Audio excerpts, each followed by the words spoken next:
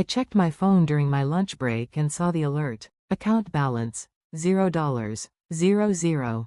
I stared at the screen for a moment, not because I was shocked, but because the confirmation felt strangely anticlimactic. My stomach didn't drop. My hands didn't shake. It felt more like watching a slow-moving landslide finally reach the bottom of the hill, inevitable, predictable, almost quiet. I had been expecting this for 3 weeks, ever since my mother had casually asked if I still used the account at First National Bank, the one I'd opened when I was 17, the one she'd insisted on being a joint account holder for, so she could guide me financially. I'd told her yes, knowing exactly what that question meant. She had been circling this moment like a shark that had tasted blood in the water. Now, sitting in my old Honda in the courthouse parking lot, windows cracked open, the early afternoon heat pressing against my cheeks, I opened my banking app and confirmed the alert. The account that had held $247,350.82 that morning was empty. Every last cent gone. A single transaction sat at the top of the activity log, bold and unblinking. Transfer to external account, $247,350.82, 9:47 a.m. There it was, the moment my mother had crossed the line she'd been tiptoeing toward for months. I took a slow sip of my watered-down iced coffee and let the cup rest in my hand for a moment. There was no panic, just the quiet click of confirmation in my brain. Then I pulled up my contacts and scrolled to a number I had saved under a name that didn't look suspicious. Carpet Repairs, East Side. I had been told to use it only for emergencies. This qualified. I typed. Activate Operation Blindside. I hit send. 30 seconds later, I received a text, no punctuation, no emotion, just blunt instructions. Confirmed. Stay put. Do not contact family. Units mobilizing now. I put my phone face down on the passenger seat, finished my coffee, and walked back inside to my afternoon schedule like it was any other day. Because the truth was simple. The account wasn't actually mine. Legally, yes, my name was on it. I could access it. I had opened it myself with a summer job paycheck the year I learned to drive, but for the last 14 months, the money flowing through it hadn't belonged to me at all. It belonged to the United States Treasury Department. It was a covert evidence account, one of several, used in an ongoing federal investigation into Prestige Financial Group, my former employer, which had turned out to be the center of a sprawling embezzlement and money laundering scheme. I had been recruited as a confidential informant after accidentally discovering encrypted files tied to illegal transfers. My role had been relatively simple: create a normal-looking savings account, allow suspicious deposits to flow through it, report everything, stay quiet, stay calm, and hope nothing went wrong. In 14 months, the account had cycled through over $3.8 million, each deposit and withdrawal monitored by federal agents. The current balance, the $247,350 my mother had taken, represented the last batch of controlled deposits from 6 shell corporations tied to Prestige's CEO, Richard Vance. That money was evidence. And my mother had just stolen it. Federal agent Lisa Kowalski had warned me this might happen. During our last briefing, she'd set a stack of transcripts in front of me, recordings of monitored calls. Your mother has asked about the account 3 times this month, she'd said. She thinks you're hiding money from her. She's convinced your father's medical bills would disappear if you stopped being selfish. She believes she's entitled to every part of my life. I'd told her. She always has. Kowalski had leaned forward. Sarah, if she removes the money without your permission, even if she thinks she has the right, she'll be arrested. We can't intervene once the funds move.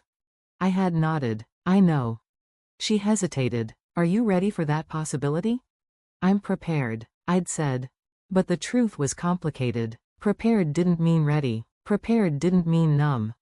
Prepared just meant I'd already pictured the inevitable. My mother believed she was doing the right thing. She always believed she was doing the right thing, even when she was absolutely, disastrously wrong. 3 weeks ago, when she'd asked, "You still have that account at First National, right? The one we opened together?" Her voice had carried that familiar brittle sweetness, polite on the surface, threatening underneath. I had answered yes. Because a lie would have made things worse.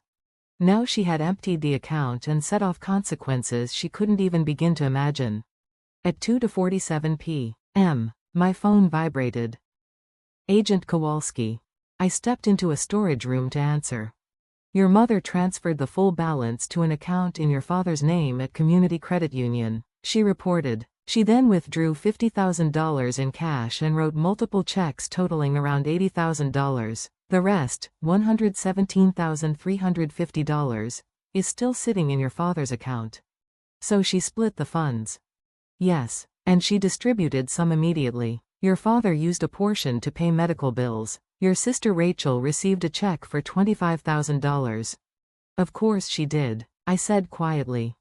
Kowalski continued. Treasury investigators are already on the ground. Warrants are being finalized. Your mother will be taken into custody within the hour. My breath left me in a slow, steady exhale. What do I need to do? Nothing. Avoid contact. Go home after work. We'll take your formal statement tonight. Okay. Her voice softened. I'm sorry, Sarah. I know this is your mother. She made her choice, I said, because the alternative was to fall apart. And in a sting operation, falling apart wasn't an option. By 3:30 p.m., my phone was vibrating nonstop. Rachel, Dad, David, then Rachel again. I didn't answer, but I listened. Rachel's voice was shaky in the first voicemail. Sarah, Mom's acting weird. She said something about your savings. Call me. 20 minutes later, her panic cracked open. Sarah, federal agents are at my house. They're saying Mom stole government money. What did you do? Call me now. My father's message was quieter, more confused. Sweetheart, what's happening? Men in suits are here. They're saying your mother committed a federal crime. They're taking the computers. Please call us. And then David. Seriously? Mom's been arrested. They're saying she stole from the government. What kind of crap did you get her into? I saved them all. Then an unknown number flashed across my screen. My mother. I answered. Her voice wavered between fury and terror. Sarah, they're saying I stole money from a federal investigation, that the account was evidence. What is going on? I closed my eyes. Mom, the money in that account wasn't mine. I've been working with the federal government for 14 months. Every dollar in that account was part of a sting operation. You're lying. Her breath hitched. Stop it. This isn't funny. I told you not to touch that account. You didn't tell me it was government money. It wasn't safe to tell you. And you took the entire balance. You withdrew cash. You wrote checks. You moved funds across accounts. That's money laundering. Mom. I am your mother, she shouted. Yes, I said quietly. And you still stole from me, or what you thought was mine. And you never once stopped to ask where that money came from.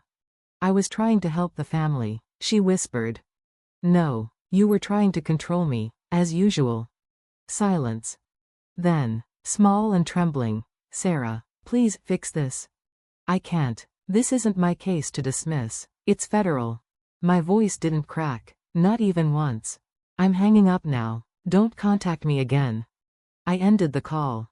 For a moment, the room around me felt too still, too quiet, too heavy. I stared at the blank wall in front of me and felt something inside me harden, not out of cruelty, but out of understanding.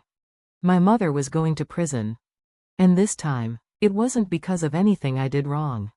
It was because of the choices she made, choices she'd told herself were noble, justified, even righteous. Choices she never imagined would catch up to her. But they had. And the avalanche she set in motion had finally reached the bottom. I stared at the phone after Rachel hung up, the silence in my apartment settling like dust around me. Every time the phone rang now, every time a notification buzzed, I felt that familiar tug, family pulling me back into their crisis, their chaos, their blame. But I didn't pick up again. For the next 2 days, the calls kept coming. My siblings, my father, unknown numbers, which I assumed were either lawyers, reporters, or cousins pretending to check in. I ignored them all. When I wasn't at work, I sat on the couch with the blinds drawn, drinking tea and reviewing case files just to keep my mind from running in circles. Then, on the third evening, the phone rang again. This time it was Rachel. And this time, I answered. She didn't even say hello. Her voice was sharp and trembling, half anger, half desperation. She thought it was your money, she said. She was trying to help the family. I closed my eyes for a moment. I could picture her pacing her kitchen, clutching the phone with white knuckles. She always defended Mom first, processed second, questioned last. Rachel, I said quietly, Mom had no right to take that money, even if it was mine. I'm an adult. The account was in my name. She accessed it without asking, emptied everything, and handed it out like birthday gift envelopes. That's theft. And because the money was federal evidence, it's now multiple federal crimes. But she didn't know. Rachel's voice cracked. She didn't want to know. I corrected softly. Over the past 3 months, she saw transfers of $45,000, then $78,000, then over $120,000. Rachel, you know my salary. You think I saved almost $250,000 working at a courthouse? Rachel didn't respond. She sniffed loudly, trying not to cry.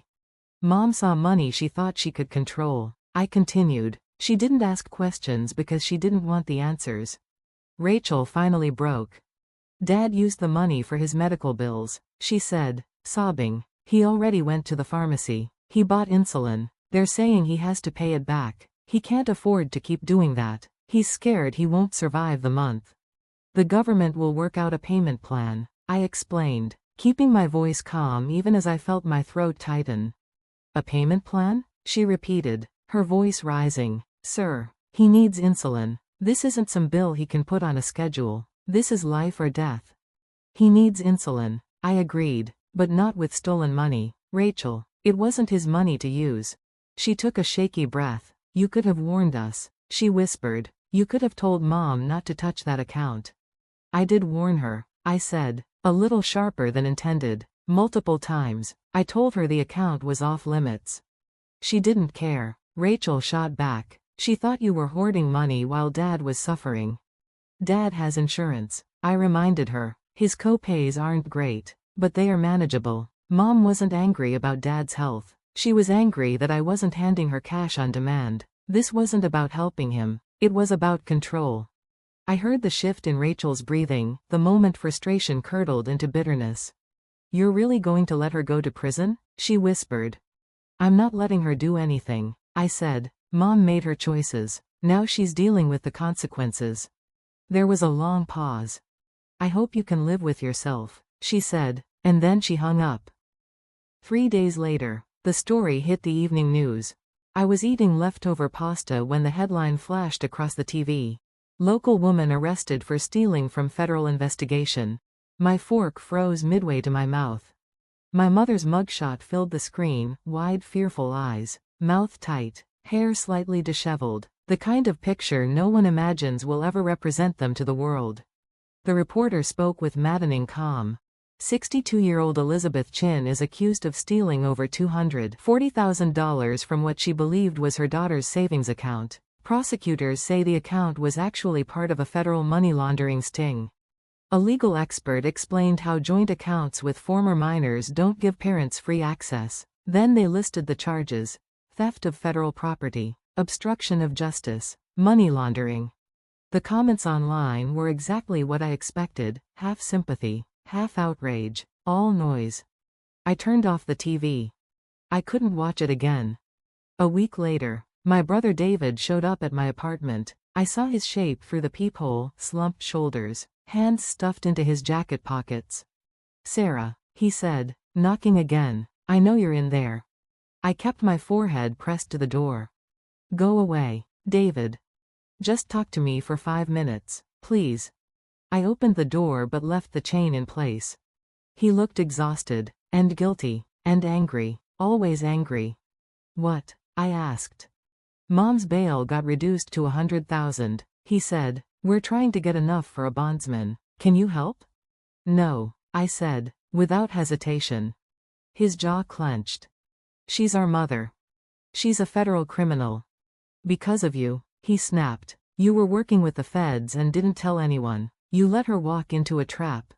I didn't let her do anything, I replied. I warned her. I told her not to touch that account. She ignored me. Because she was worried about you. He insisted. Because Dad needed help. I paused, then asked quietly. Did she give you money? David's eyes flickered. She gave me $15,000 to catch up on rent, car stuff. That money has to go back, I said. All of it. I already spent it.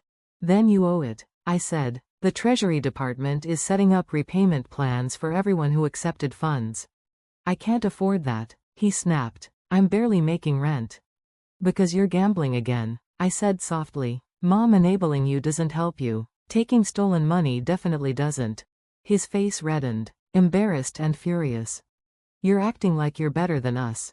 I'm acting like someone who asked basic questions, I said. Did Mom ever explain how I supposedly saved almost $250,000 on my salary? He didn't answer. Everyone took the money because it was convenient, I said. Nobody asked where it came from. Not Mom, not Dad, not you. Because asking meant it might not actually be yours to spend.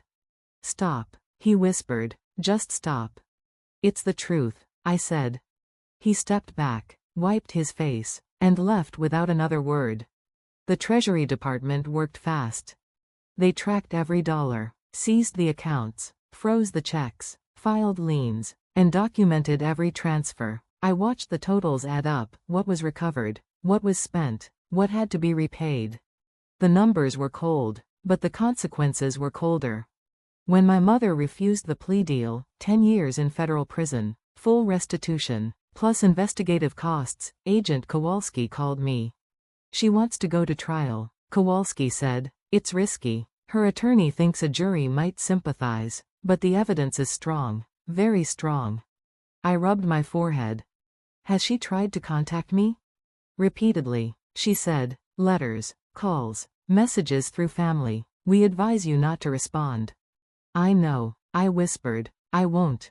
Kowalski hesitated, then softened her tone. How are you holding up, honestly? I stared out the window at the street below, lights flickering, cars passing like ghosts. I'm functional, I said. That's not the same as okay. If I let myself think about everything, I said quietly, I'll fall apart. I'm doing my job. I'm following instructions. I'm compartmentalizing. That's not denial, she said gently. No, I agreed. It's survival. And I meant it.